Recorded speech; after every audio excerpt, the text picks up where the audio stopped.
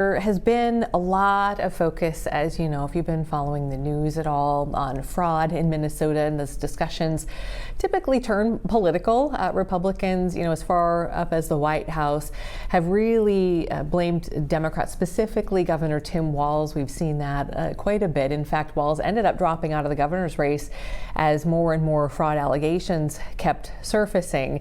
Joining me now is Hamline University political science professor David Schultz, who recently wrote an article for the Minneapolis-St, taking a look at the history of fraud in Minnesota government. Thanks for joining us, David.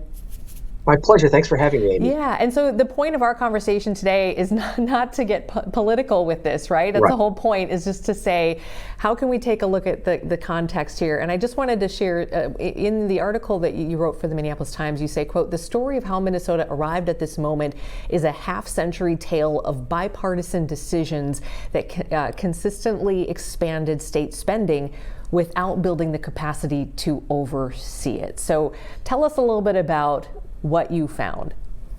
Okay, so first, I don't want to dismiss any issues about maybe bad actors or about negligence. I mean, clearly we have a federal investigation that's ongoing. But what I wanted to point out here is a couple of different things. Is that if we go back over the last half century, back to the 1970s, we've had two or three different things going on. One of them, for example, back in the 1970s, we significantly expanded the scope of services and spending in the state of Minnesota. And we did that at a time where, for all kinds of reasons, we wanted to do more, let's say, social welfare, more healthcare, other types of programs. But in doing that, we failed to then put into place the sufficient checks or audits or oversight that you would want to be able to do something like that. And then two other points. During the early 2000s, when there were efforts to kind of privatize or contract out a lot of government services, we basically, unloaded that, but also didn't spend a lot of time or energy or resources saying we need to have good oversight. And then in 2023, again, the same thing. We spent a lot of money on programs, but didn't put a lot of what I call basic checks and process. And that's sort of one part of the story here, that both Democrats and Republicans, at different points in history, they said that either we're going to expand spending or, again, contract out more services, but didn't put any resources into saying we need to do more oversight. We need to hire people to do auditing, to examine what's going on. And that's part of the story. The other part of the story, briefly, is that there were 2 points in recent Minnesota history. In the early 2000s, we eliminated the state treasurer, and the state treasurer was a check upon spending to keep an eye on how spending is being done. And then a few years ago, we cut back on the duties that the state auditor had, and the state auditor audits local government. And what I was sort of bringing up here is that just think about those last two items here. Had we kept the state treasurer, increased the treasurer's functions, kept the auditor or expanded the functions of the auditor, can't guarantee it, but we would have had some checks in place to try to catch some of the fraud or misspending. And so, again, over a 50-year period, the basic tools, in many cases, the basic tools that many private companies and nonprofits put in place to make sure that they're not misspending money, we've not done at the state of Minnesota level. Yeah. We'd encourage people to read the article if they can, because I think I learned a lot from this, and it really built on what I learned from the state auditor, Julie Blaha, and the legislative auditor, Judy Randall. So you've got Julie and Judy, and I'm actually working on a segment with them coming up here in the coming weeks, where we sit them in a room and we say, right, this is what the state auditor does, this is what and maybe most people don't care about those kinds of details, but I do think it's really important to sort of highlight what you're saying here, which is infrastructurally, it looks like the backbone wasn't really ever in place. And then you have things like, let's talk about COVID and that era of the money sort of flooding in. What happened specifically around that? Because, again, while not pointing blame or saying, there was the fact that a lot of money came in really quickly. was this system still just not sufficient? Correct. Yeah. Again, a lot of economists at the time, not just in Minnesota, but nationwide, said, listen, the danger, and we didn't know at the time, the danger of the economy collapsing because of the pandemic was so great that economists said, let's just get a ton of money out there and try to hope that the economy recovers or stays afloat or something like that. So we dumped a lot of money out there. But again, we didn't have some basic audit functions that are out there or oversight functions. And maybe now in retrospective, this is kind of my argument that I was making, is that maybe we should have been worried about that. I'm going to do an analogy here. Again, many people who are listening probably know this. At a lot of companies, for example, we've got separate people who handle accounts receivable versus accounts payable. So someone's responsible for the money coming in, and then there's a separate person who writes the check, sending it out there. We really don't have a system, or we didn't develop the kind of systems like that in Minnesota that could basically look at how one hand is taking in money, one hand is spending money. Can we review it? Again, for people who are employed, they know that many companies, the Fortune 500s down to the small mom and pops, oftentimes have basic audits that are done. Audits to make sure on a yearly basis that there's no improprieties. And that's really a cost of doing business.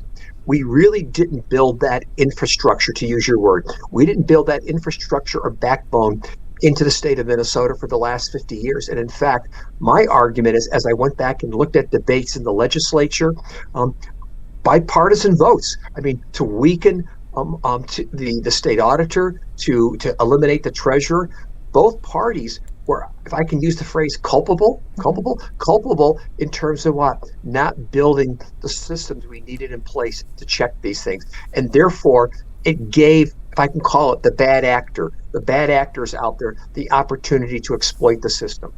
Yeah, that is such a, so I'm actually going to draw this for you, and because this is what, so the, hang on, I'm probably taking too much time here, but this is so important because this reminds me of, hang on, rationalization, and I'm doing the fraud triangle that legislative auditor Judy Randall, I don't know if you've heard her talk about this or if this is a common thing, but okay, don't even look at this, but if you have a triangle, right, you have one side of it is motivation, right? You have the motivation. One side is rationalization. Well, everybody else is doing it. And then this is the opportunity side. Yes. So of the fraud triangle, if you take a look at this, you're really focusing in on that opportunity side of it. Correct. I just want to, just in case people are tuning in here mid-interview, just reiterating that this is sort of, some people may look at this and say, well, this is an apologist piece for Governor Walz. Just sort of reiterate again, how you approach this. Yeah, this is not an apologist piece whatsoever. But what it's really saying is that, and going back to the triangle there, is that if you create the opportunities, if you weaken the basic checks, I'll use the phrase checks and balances. If you don't have the checks and balances in place to make sure that money is not being spent inappropriately, at some point, someone's going to exploit the system. Something is going to break. And what I'm trying to argue here is that we created a lot of weak points in the system.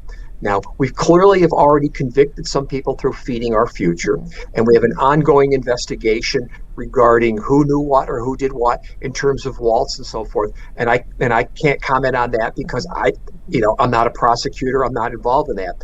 But clearly, my broader argument is that by not having the oversight people, by not having auditors there, by not having the basic checks in place that we needed to have here, it made it increasingly likely that at some point somebody was going to exploit the system or something was going to happen.